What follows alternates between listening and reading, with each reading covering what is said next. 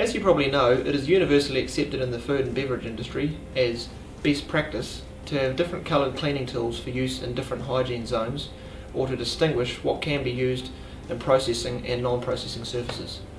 The whole aim of this is to minimise the possibility of cross-contamination in your process. This cross-contamination could be from microbial, foreign matter or allergens, and in some cases between GMO and non-GMO products, or different species of animal being processed on the same equipment. To help facilitate this best practice, the FibreClean brand offers up to 10 different colours of hygiene and food safety tools to give you unprecedented choice when you come to implement this practice in your business. However, all this choice can be bewildering when you come to implementation stage. This is why we have produced this video to help you make the choice that best fits your situation. Firstly, to clear up a common misconception, there is no difference in material suitability or quality between any of the different colours of FibreClean equipment. They have all been made of the same food contact approved plastic master batch, just with different colourings.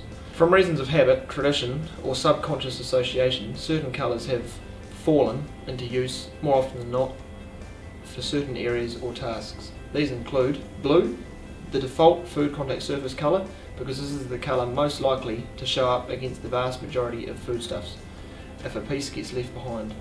Hence the vast array of food safety items in this colour, i.e. paper towels, plasters, gloves, etc. Red and fluoro orange, universally understood as representing danger, hazard, warning, attention and so on, so normally used to represent the highest level of risk. For example, where areas where allergens are present, or raw and ready to eat products are separated, or if there's no physical barrier separating high and low risk areas. Black, subconsciously associated with the dirtiest areas such as outside or for drains and toilets. The colour you choose for cleaning of your food contact surfaces should have the biggest contrast to the predominant colour of your products. As mentioned before, the reason for this is so that it will be more likely to be seen if a piece of the cleaning tool gets broken off inside a machine while cleaning and transfers into the food during the next production run. Some examples of what colour not to use if you process these types of food are: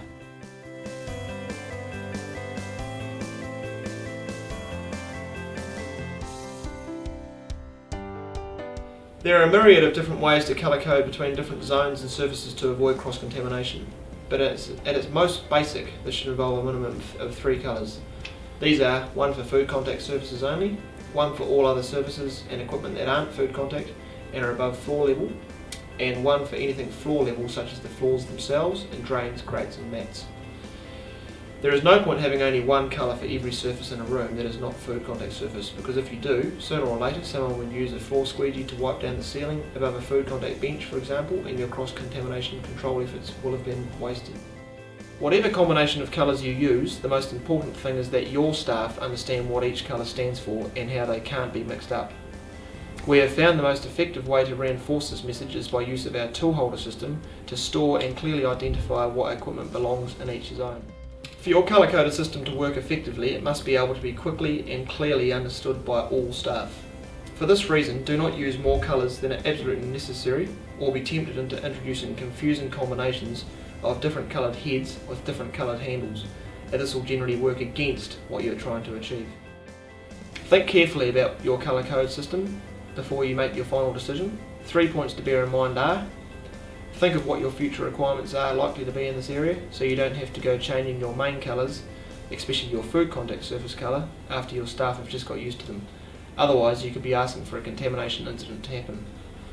Where possible, utilise the most popular colours for your main areas or types of use. We stock what sells, so don't decide on the main colour for a major part of your factory without first checking what items are readily available in that colour. Base your decisions on the realistic cross-contamination risk for your business. Each business and process is different, and so are the realistic risks, so don't overcomplicate things or try to cover every theoretical possibility.